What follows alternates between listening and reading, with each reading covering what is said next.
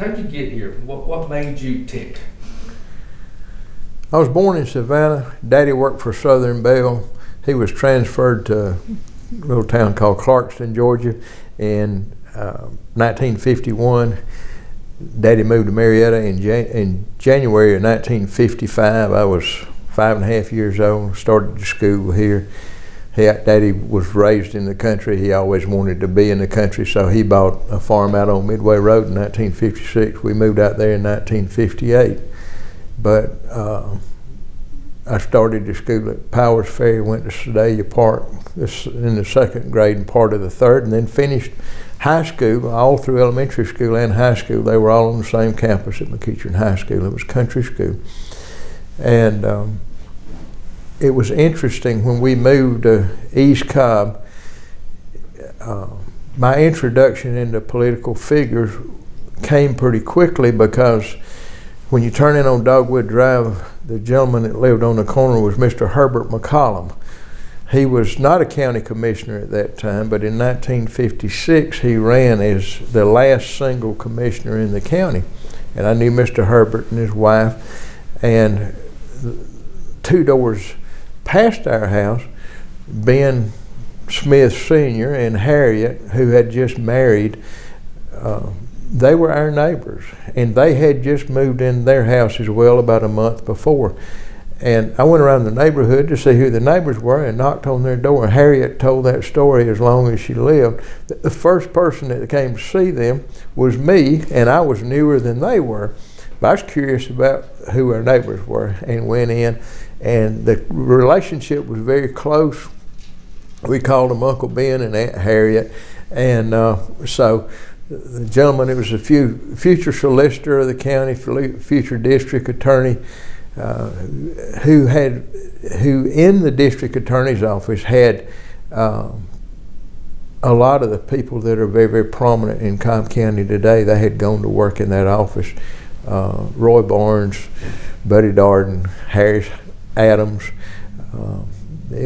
He had great talent in his office, but between seeing someone that came out of the construction background, Mr. Herbert McCollum, who went to be a commissioner, the last single commissioner for 8 years, and then see somebody, I was always interested in politics. My granddaddy was a commissioner, a single commissioner in Appling County in South Georgia. It may be in my blood, I don't know, but was raised on the farm out there, and that's how I came to be in Cobb County.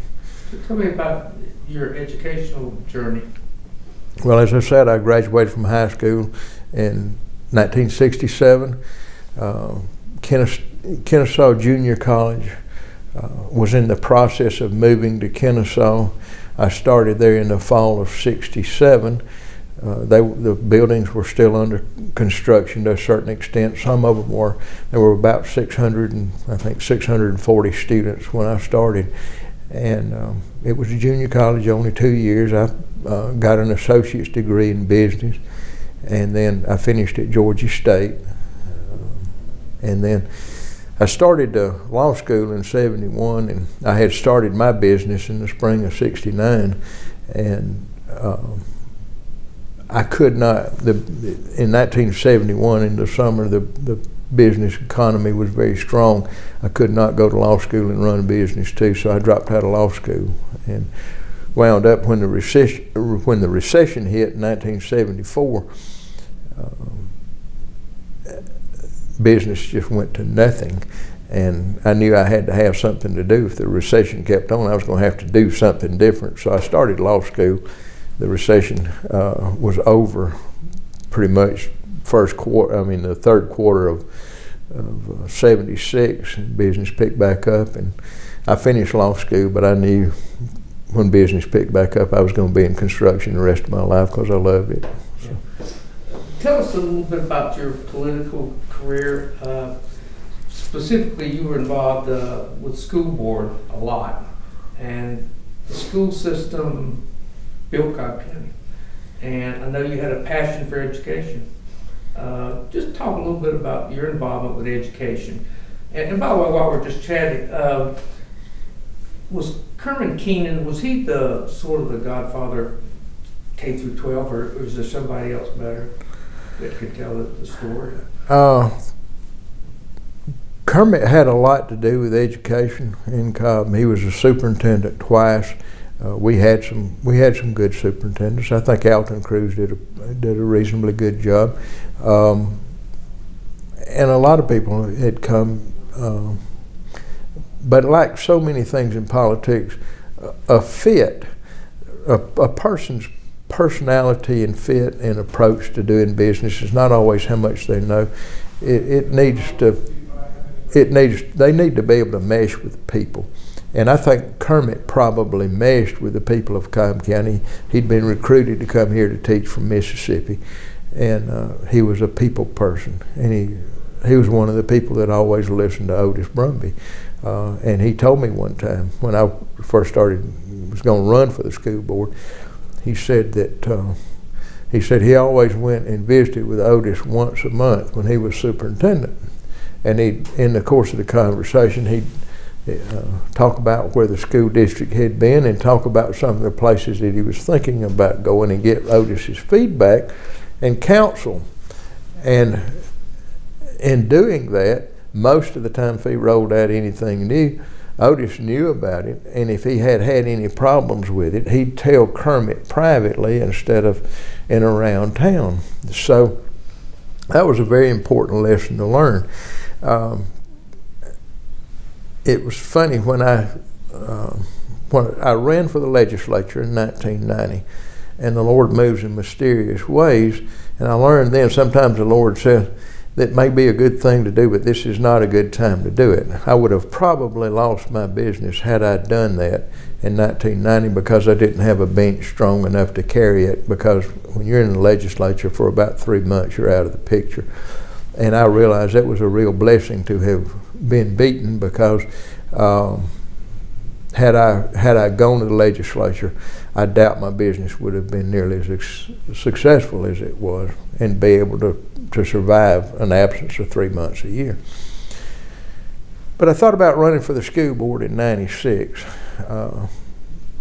Mama was still living. Daddy had died in '91, and I was always close to Mom and Daddy. And one night I went to talk to Mama.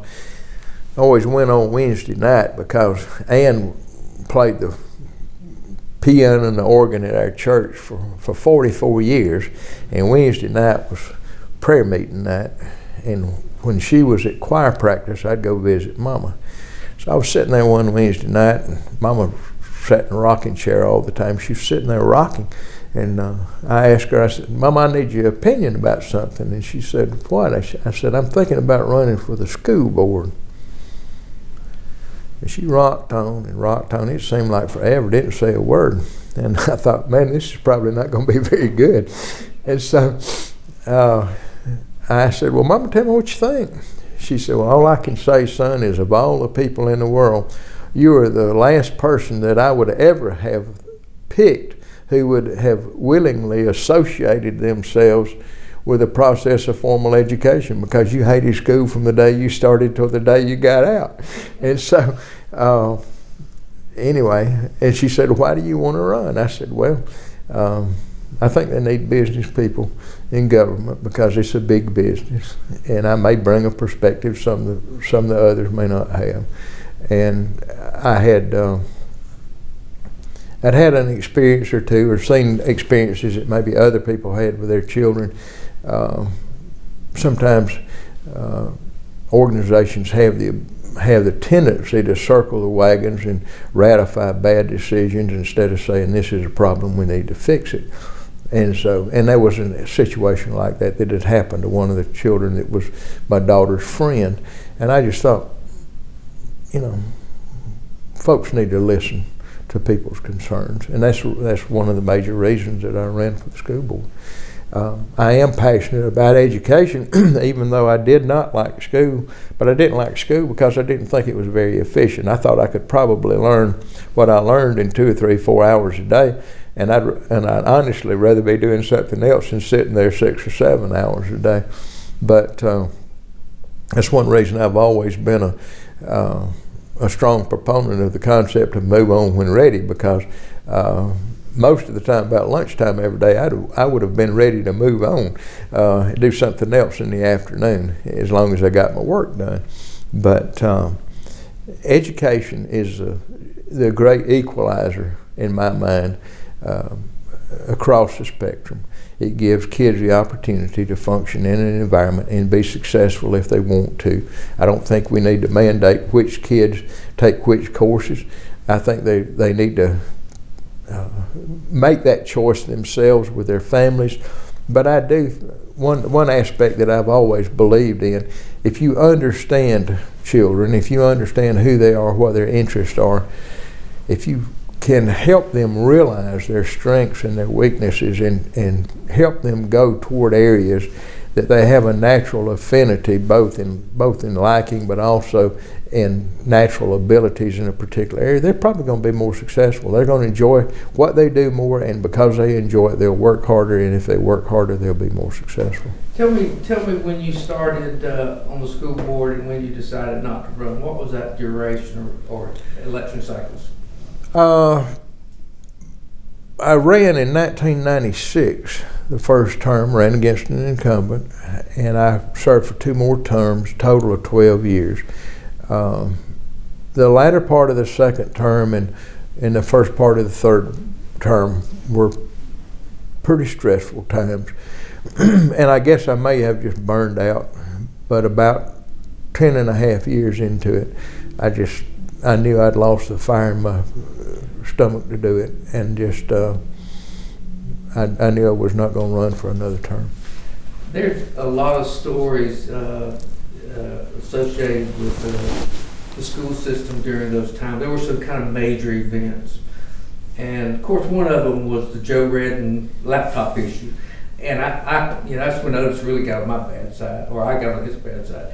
So that's one story, and there's got to be some behind-the-scenes story. I know I set up a meeting with you and Sam Owens and myself just to talk about it, and that's when you got out your little piece of paper and drew some numbers. But what are some good stories during that time? There had to be a bunch of them. Tell the Joe Redden story, because that's one of those forks in the road. Had we gone forward, and you were the only one that wanted to really stop it, but had we gone forward, we'd have been in a mess. Well, strangely enough, and there again, I think the business, my business experience, and I've got kind of a cautious nature, conservative, in making sure that whatever you do is sustainable. And the concept was that we had passed a SPLOST that had a pretty sizable portion of the SPLOST program in technology, and it was evenly distributed throughout elementary, middle school, and high school. The plan was that instead of what was in the SPLOST program, that we were going to do a rollout of a laptop computer. It was going to be in the hands first of the teachers, but also in the students. It was going to be maintained around the clock. They were take-home computers, and the portion of a portion of that plan was we were going to do away. It was going to be paperless. Everything was going to be paperless. And in and of itself, I was not opposed to the concept of technology, but we were talking about rolling out a program of having 63,000 laptop computers implemented within a 15-month period of time. And I talked to some people that I respected in technology fields, and I asked them, I said, is this reasonable? And one gentleman who had worked who was at DOE, who was kind of the guru at that time of the wave of technology coming on, I said, this is what we're talking about doing. What's your opinion? He said, well, his opinion was if you really wanted to be successful, you'd slow the process down instead of doing all this in 15 months' time, because it was such a huge transition. He asked me how many high schools we had. I told him we had like 16 or 17 at the time. He said, well, if I was going to roll it out, or if he was going to roll it out, he said that he would take the 9th grade in 3 high schools in the county, and he would pilot it the first year in the 9th grade. He said the second year he would leave those computers with those kids. He would go to the ninth grades of about half of the county piloted the second year, and then you'd have the original people who were the original 3 schools, their 10th graders would have laptops. And he would grow the program. He said the third year he would include all the ninth graders in the county, but also at the same time, probably the second or third year, he would start the implementation program in the 6th grade class in middle school. But bottom line, it would take 7 years to roll it out before you had children who were graduating who'd had computers for 4 years. But you grew those numbers instead of putting 63,000 of them out there going to a paperless system. And the agreement that had been negotiated with Apple was that they were going to guarantee 98% uptime. My problem was this: I said, we got 100,000 students. I said, 98% uptime sounds real good, but that means that at any given time, we're going to have 2,000 kids that are dead in the water. And this is going to be their sole learning device. And if they lose the memory on those computers, they've lost all their work in progress. My concern was that it would be so disruptive, and it was going to be so expensive. I mean, we had, this thing started out, and we were told, well, it's going to cost $59 million.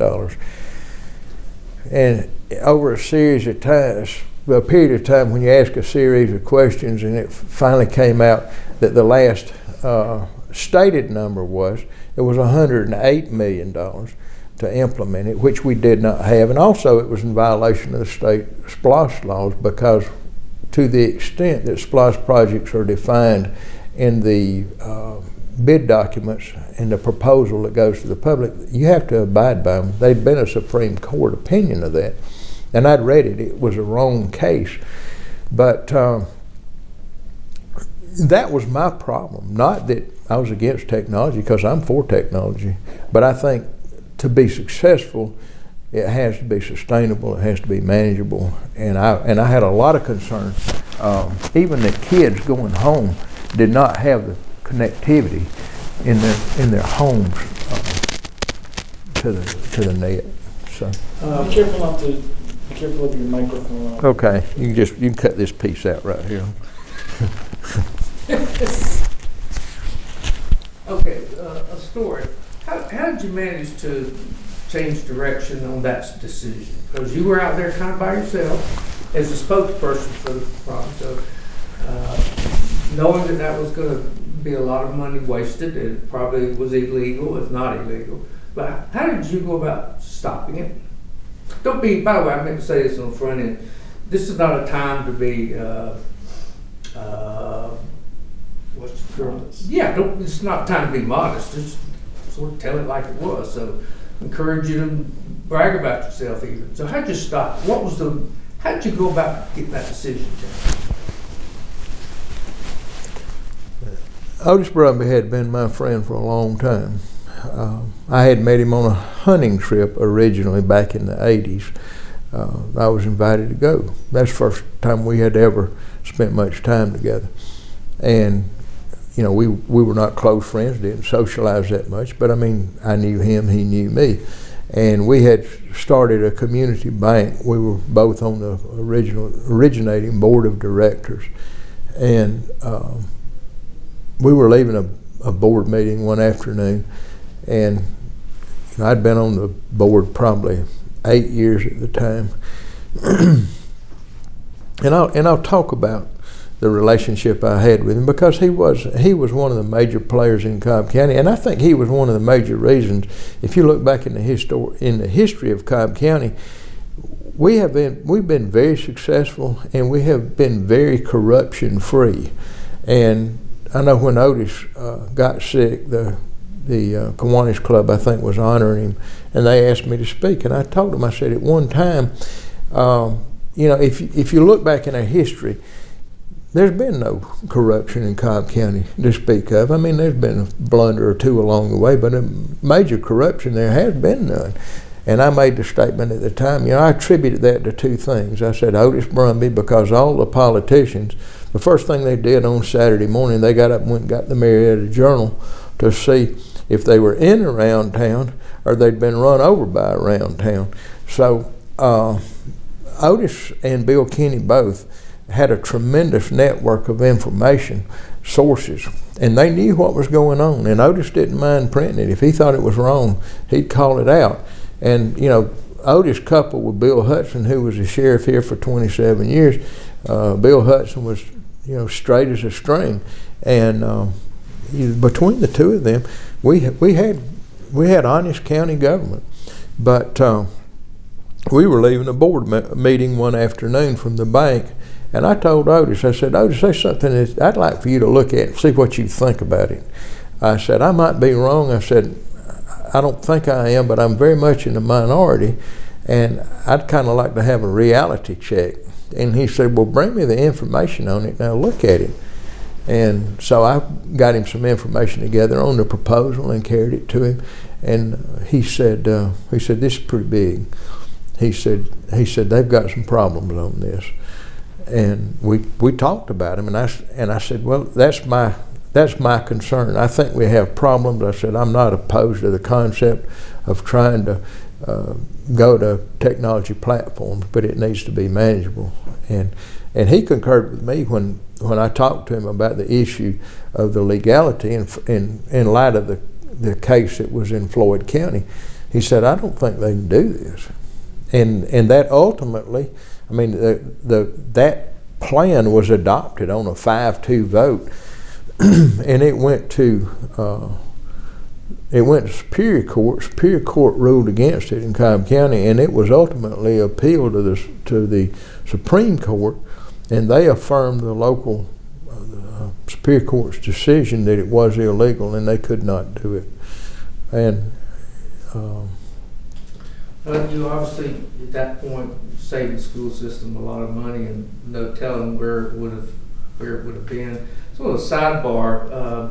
That thing at Marietta Kiwanis, I organized that. You probably remember. I remember. Johnny Isaacs and I had a discussion about it. There's some really great stories. I called Conley Ingram on the cell phone. He was down in Florida on the beach with his wife. Right. And I said, people said you need to come up here and talk about that. This was a week before we did it. And he said, well, we have vacation through that period of time, but since this is Otis, I'll cut my vacation short and I'll come on up there. That's the respect that he had for Otis, and he talked about that when we interviewed him. And another thing, when I changed my mind about this, I don't know if you ever knew this, but Becky Blaylock was a good friend of mine. She was the Chief Information Officer for Southern Company.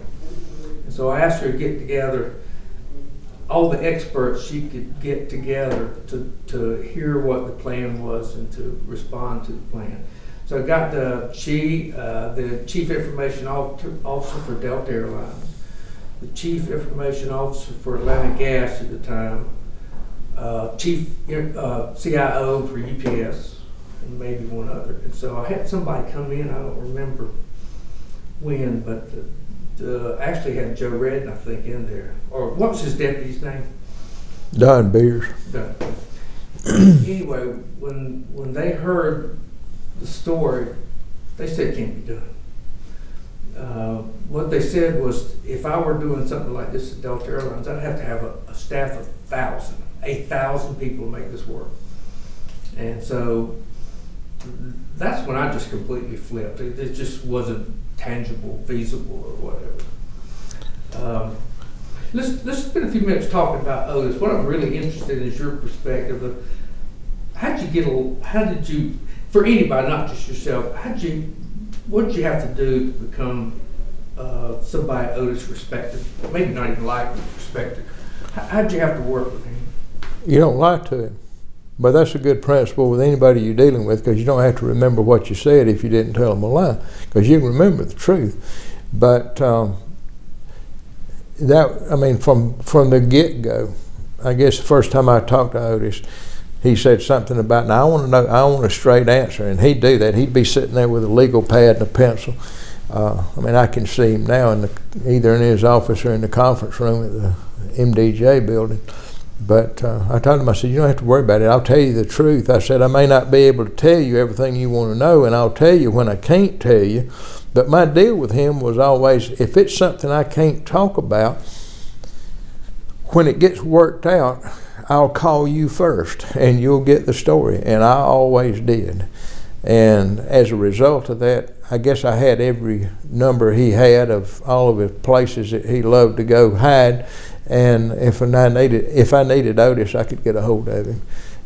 But he always, we just had that kind of relationship. We had very few disagreements. One time we disagreed when there was some talk about changing the administrator or the overseer, project manager for one of the SPLOST programs. He thought that was wrong, that the entity that had the contract was going to sell that contract. I felt like it was in the best interest of the district for that probably to happen. And I guess that's the only time he and I ever really disagreed. There might be a few things we didn't see eye to eye on, but we were always friends. I thought the world of him. And in my involvement with Otis, the thing I found that set him off, besides not being truthful, was anything that reduced government transparency. So right. Talk about that really got him worked up. He called the lawyer for the Georgia Press Association, whatever. When he got on something around that, I remember him chewing me out one time. I had nothing to do with it, but somebody was down at the State House trying to change the open records law, and I don't remember who it was, but for some reason he thought it was me. He called me up.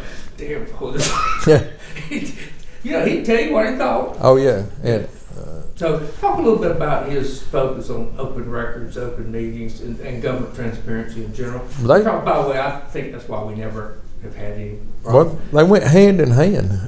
Open meetings, open records, posting the meeting, posting the agendas. He didn't like surprises, and that's the reason. There never were any surprises when I was dealing with him. I'd tell him where we were going. He stopped a story one night, and it was kind of an interesting story. It was in the course of a school board meeting. I was chairman, and there was something that was made in a discussion, and it would lead you to a conclusion that was not a real good conclusion. It was factually correct, but it was just a very small piece of the issue that was being discussed. But it would have been very newsworthy had I been a reporter. And so I was concerned that little comment was going to be in the paper. And I don't even remember what the issue was, but I knew I didn't want to see that in the paper the next morning, because it did not accurately portray what the issue was about. And so just as soon as the meeting was over, of course, MDJ was right next door. I drove down to the MDJ, knocked on the back door, and Billy Mitchell opened the door. He was the managing editor, I think, at the time. And I told him what the situation was. I said, Billy, my only ask is don't print this tomorrow, because, you don't need to print it. I said, there's a lot more to this, and when it comes out, you'll see what I'm telling you. This is not an attempt to hide anything. But he said, well, there's not but one person that can make that call. I said, well, where is he? He said, he's at St. Simon. And I told him, I said, well, I've got his number. I'll call him. It's about 10 o'clock at night.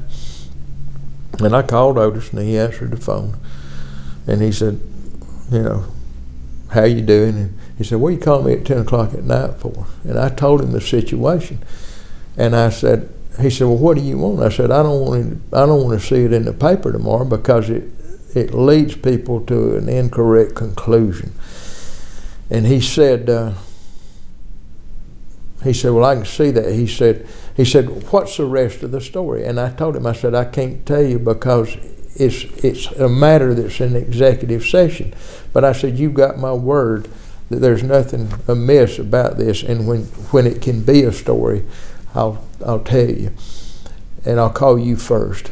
And he said, how long you want it held? I said, till I get it worked out, until it's concluded. And he said, well, how long is that going to be? I said, it may be a week or 10 days. He said, that's a lifetime in the press business. I said, I realize that, but you don't need to be printing something that leads people to the wrong conclusion. He said, I'll tell you what I'll do. He said, I'll hold it unless another agency, another news service picks it up. And he said, if we have to get involved, he said, I'll call you and let you know what I'm going to do, and I'll let you know what we're going to say about it. I said, fair enough. And I said, when it gets worked out, I'll call you and let you know. And I did, and it was about a week later, and I called him, and he said, well, it's just like you said it was in principle. I said, yeah. And that's the reason we had that relationship. And so what would you, there were some people who said Otis did it for this, he wanted to sell newspapers. Some people said he just had a mean streak. Other people said he actually wanted to be a reporter, not a publisher. right. You know him, so what was the driver of Otis Brumby? Why did he work so hard and so dedicated? Was it love of Cobb? Was it hatred for somebody when he was a child? I mean, No, I think he had the same attitude that so many people in Cobb had. And I made a comment in a public gathering the other day.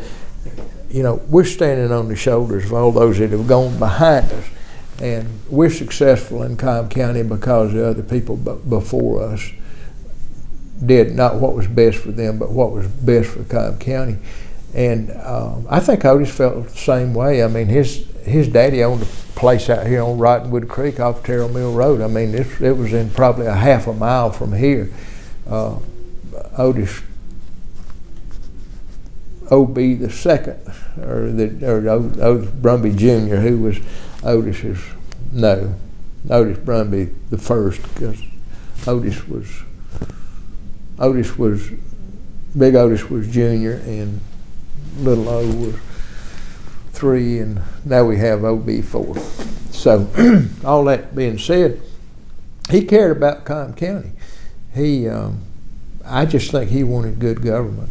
And if you look back at, several things happened in the 60s. Otis went to the Marietta Journal. Mr. Ernest Barrett was elected the first commission chairman. We went from a single commission county, or single commissioner county, to a multi-member board. And for 20 years, Ernest Barrett wanted what was best for Cobb County. His philosophy was you put your money in infrastructure, and if you build a good infrastructure and you're welcoming the people and work with them, you'll grow. And if you go back and look at where DeKalb County was in the middle 60s, if you look at where Fulton was in the middle 60s, and then look at where Cobb was in the middle 60s, and then roll that forward 50 years. I've told people about the whole issue of transportation challenges. I wouldn't swap with anybody in the Atlanta metro area. I mean, I feel like our growth has been solid, our government has been honest, and there's some governments that cannot make that claim. So I think Otis cared about the county. I think that's the reason he was, Otis didn't want somebody to tell him something that wasn't so, and he didn't want people doing things that were not in the best interest of Cobb County, and I think that's what made him tick. Now, the difference was, people say Otis had a mean streak. I'm not sure Otis had a mean streak, but he was very tenacious. He was like a bulldog. When he grabbed hold of something, he was not going to be shaken off. And if he thought something was right, it was worth fighting for, and he'd go to the wall on it. And I respect that in people that have convictions, people that live by their convictions. I had, I think it was a Smyrna area council meeting. Max Bacon said something kind of outrageous, and he said, I guess I'll be in the barrel this time come Saturday morning. Yeah. And he said, you know what, everybody's going to be in the barrel a little while. That's right. That's right. You know, that function I organized for Otis at Kiwanis, I don't know if you remember this, but I asked everybody that ever been in around town to raise their hand, Saturday morning around town. Yeah. About 3/4 of the audience raised their hand. There was a guy in the back raised 2 hands. Right. So the thing that was always mysterious, Lindsey, was you couldn't keep a secret. He somehow, somewhat, he found out everything going on in the cities and in the county and the school system. Talk about his network to get information that helped him construct his opinion about things. Well, I think one of the hallmarks of that was when Otis told you it was off the record, it was off the record. I don't know of anybody that he ever betrayed that to. And people would leak information to him, people who it may not be in their best interest to say it publicly, but it may need to be in the public domain. And they could call Otis and say, this is the deal, but I don't need my name involved. And I think that was where he got his information. Because as he expected to be able to trust other people, he wanted other people to be able to trust him. Yeah, I only had one experience like that where I don't know if I talked to him or Bill Kenny, and I've always heard that he honored that if he knew you were being honest. Yeah. Well, Kenny was the same way. Kenny probably had a better surveillance network than Otis did. But and I did a resolution for Kenny when he died, and talked about. I mean, he was a rare individual. When you go in his office, there was papers stacked to the ceiling, and the desk was piled high. And here's Kenny sitting over behind the desk, and half the time he'd have his glasses up on his head like this, talking to you. He was a typical newspaper man, and But I wrote in the resolution, I said, not only did Bill Kenny know where all the bodies were buried in Cobb County from a political nature, but he knew whose fingerprints were on the shovel. And because that was the network that he had. And yeah, he had big O's for a team, weren't they? They were a team. Between the two of them, they knew what was going on everywhere. And that's what kept people from cheating. And Kenny, owned the Smyrna paper. And then I think Otis bought the Smyrna paper, and Kenny went over to the MDJ and went to work for Otis. They were a good team. They tell me about your legacy. What do you want to be known for? There'll be a point in time, and hopefully it's 20, 30 years from now, when someone puts you in the ground just like me. What do you want your legacy to be? Well, I'd like to be remembered as being straightforward, give you an honest answer. If I know the answer, I won't beat around the bush. I try to deal honestly with people. I expect the same in return. I told somebody one time, I'd rather people think that I was fair than that they like me. You always try to be reasonable. You expect that out of your friends. I think it's important. Everybody knows what they think. If you ask people for advice, you don't need a bunch of people parroting back what they think you think. You need to know what they think. And, that's the way I operate. If people ask me an opinion, I'll give them one to the best of my knowledge. And I'll say this, I tell people I'm not stubborn, but I'm resolute.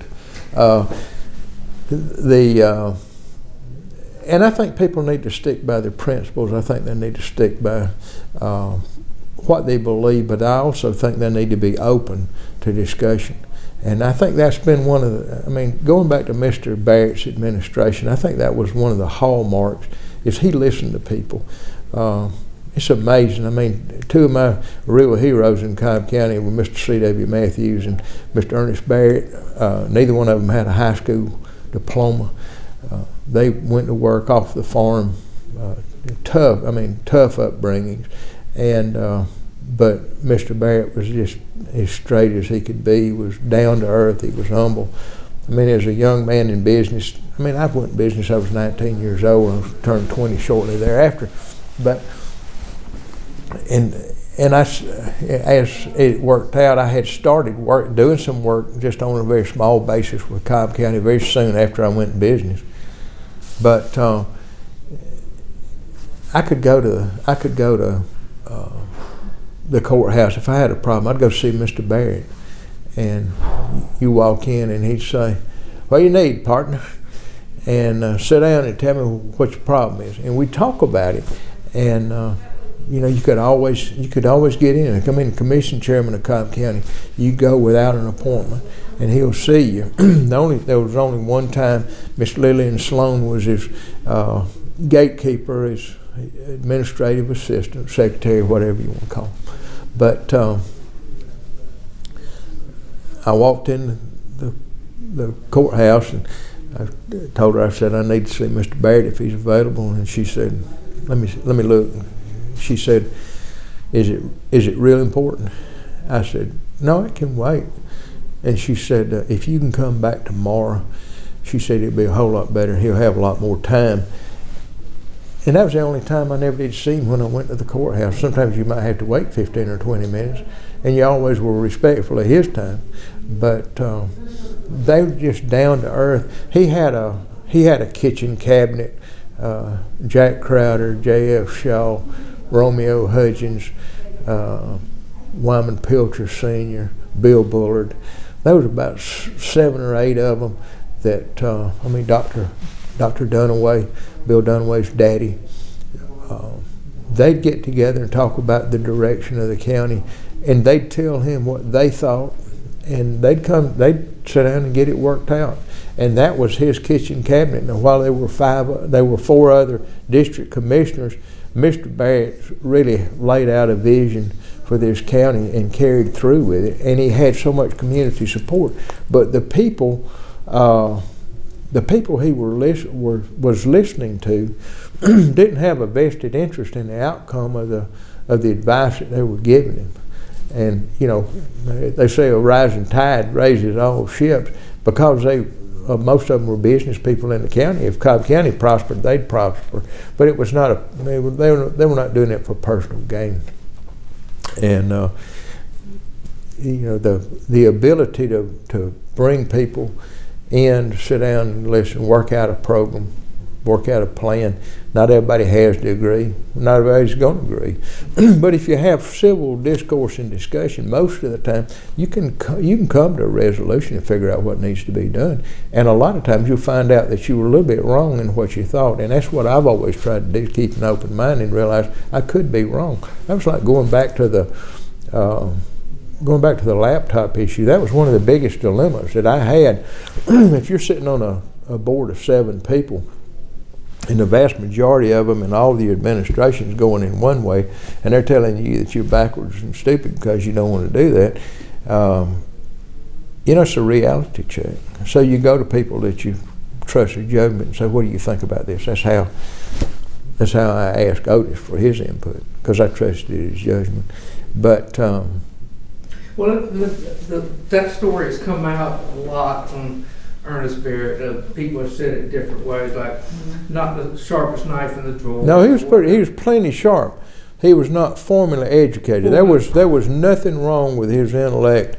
He just didn't have the formal education. And he wasn't sophisticated, but what he did was he was masterful at getting people together and listened to their input and made decisions based on an aggregate of people's what they thought needed to be done, consistent with his vision. You want to talk any more about there's some people that said he didn't think he was all that smart, but he understood how to process information extremely well. So when people look around and see all this, it wouldn't have happened without Ernest Barrett. And Ernest Barrett wouldn't be doing some of the things, we wouldn't have some of the things we have today if it wasn't for the input he got from folks. Down just a little bit. You're doing great. Doing great.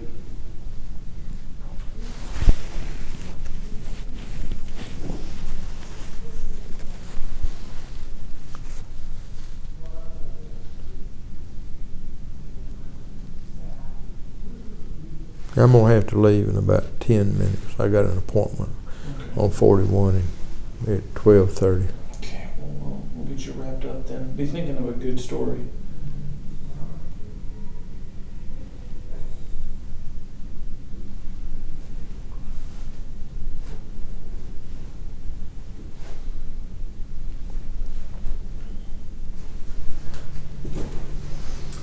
So He says he has to leave in 10 minutes. I'm going to get a couple things real quick.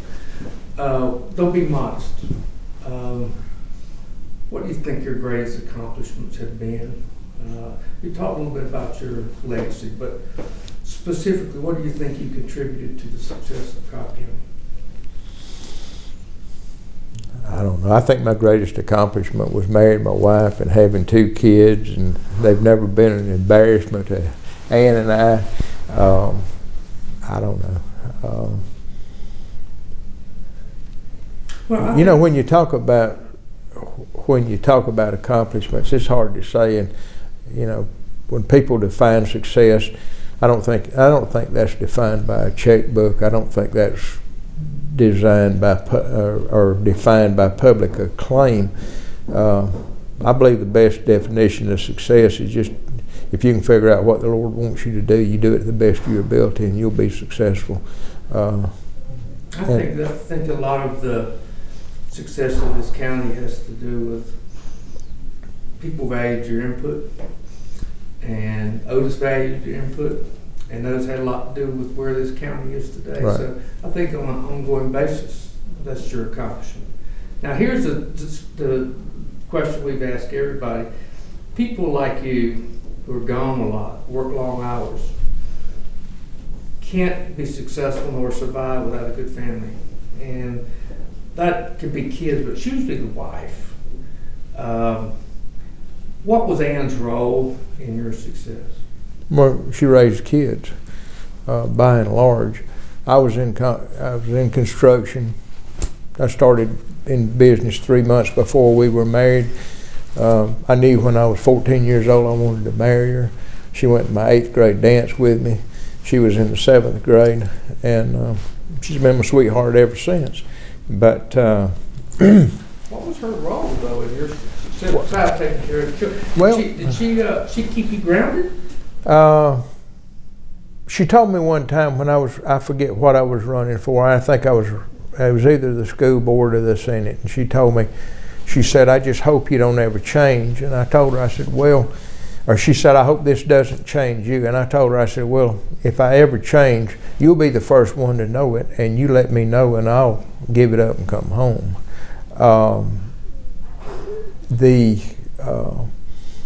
She was always very supportive, and I told everybody when I got off school board I was done with politics. I wasn't going to run for another office. And they said, "Well, what are you going to do?" I said, my grandson had been born, the first grandson, and I said, "I'm going to spoil grandkids and train bird dogs, and I'm going to work enough to support my habit." But she was always supportive, and when I decided to run for the Senate, they asked her, they said, "Well, Ann, what do you think about him running for the Senate when he said he's not going to be in politics anymore?" She said, "I'm going to do the same thing I've always done. I'm going to cook his supper and keep his clothes clean." And she was very supportive of that. She's very much a Southern lady, and 49 and a half years of marriage, she's never embarrassed me as time. She can't say that about me. Yeah, everybody that known Ann said, "How in the world did she get hooked up with Lindsey Tippens?" Well, she can't claim it was in a weak moment because we knew each other a long time. Is there a story that you haven't talked about yet? Like, there's a real serious problem. You go in a room, drink scotch, and just sit down and work it out. Any stories that come to mind that future generations would want to know about that would help them understand who we are? Well, I think it helps. I've called it Lost Mountain diplomacy. I think you work out a whole lot more in a smaller group of people, especially if you cook a steak and if somebody wants to have an adult beverage along the way, and talk through a problem and work it out informally rather than getting in a meeting room and haranguing it out in front of the press. I think you praise in public and you work out problems in private. If you got to chew somebody's fanny out, you do that when nobody's standing there but you and them. But I think it's important to. I think the smaller the group you have, that was characteristic of Mr. Barrett. You're not going to have 30 people sitting at a conference table and come to a conclusion or a decision. you'll probably have 2 or 3 people decide what it's going to be, and they'll be very eloquent and carry the day. But as far as really getting input and solving problems, smaller groups are better, and I like informal settings. I'd a whole lot rather work something out in my living room or at my dining room table with people that I know and trust than try to be in a formal meeting. But I think going back to the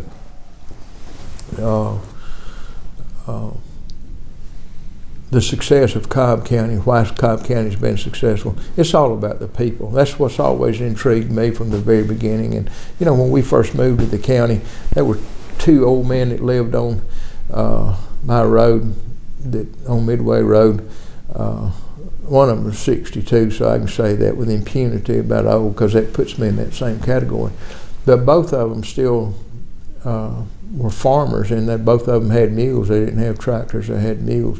So I've seen a lot happen, but it's because of the strength of the community of Cobb County that Cobb County has been successful. It's not a silver bullet of somebody coming in and is going to transform the world and make Cobb County great. I guess truly, if there was a seminal moment in Cobb County, it was probably when General Lucius Clay prevailed and got Air Force Plant 6, which became Bell Bomber Plant. That probably did more to change Cobb County than anything. But I think it was the people that have been so important.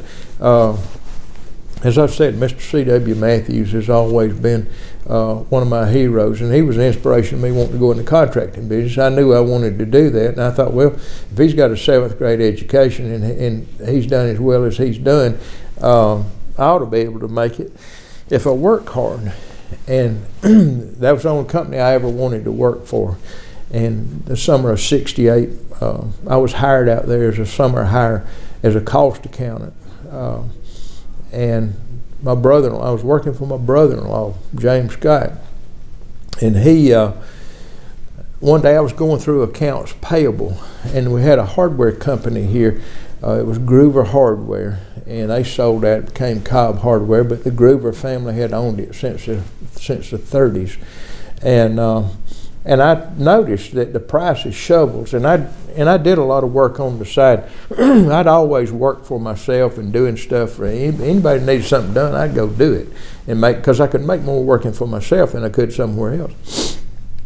And anyway, I saw what we were paying for shovels, and I commented to my brother-in-law. I said, we can buy shovels cheaper than this. What I didn't know that they were getting a discount off of them. That wasn't on the invoice.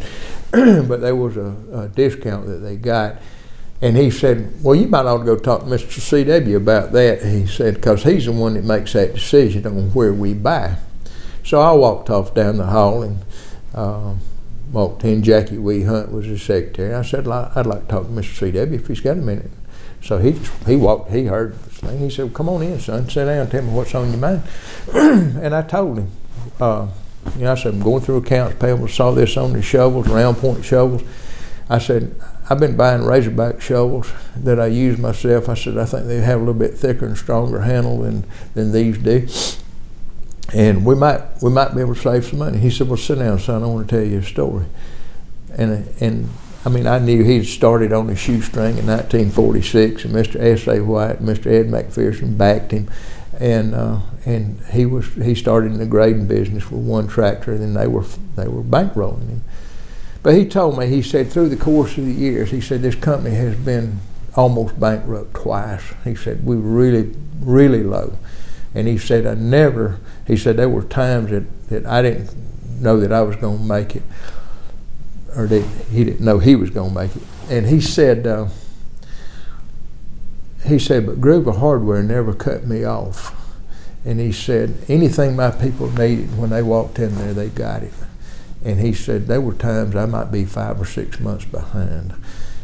But he said he always called them and let them know at the first of the month where he was. And he said they never refused to sell us anything. They never put us on COD. And he said they let us walk out of that store with things at times they had no assurance they'd ever get paid for. And he said, as long as this company's name, C.W. Matthews, he said, we're going to buy our hardware from Group of Hardware. That's character. And that's those are the kind of people that made this county what it is. I do agree with you. We were fortunate to have the right people here. Right. And I've heard this said that building the Bell Bomber plant Right. provided the catalyst for all these leaders to come together and build who we are. I know you got to go. This has been wonderful. Think about one other thing. You know, there's a lot said about Amazon coming to Georgia.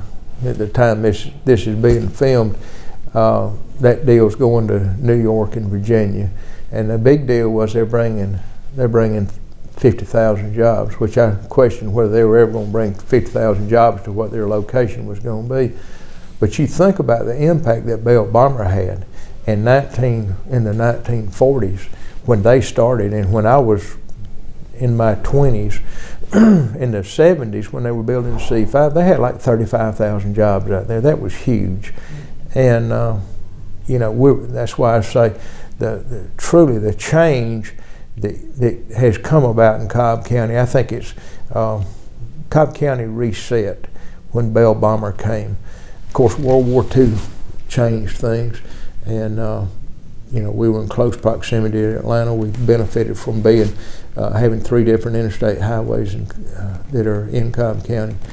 And it was interesting when Bell Bomber plant was built. Cobb County couldn't supply the water. They had to run a 20-inch water main from the city of Atlanta, and it came up 41, and that line was in service until a few years ago.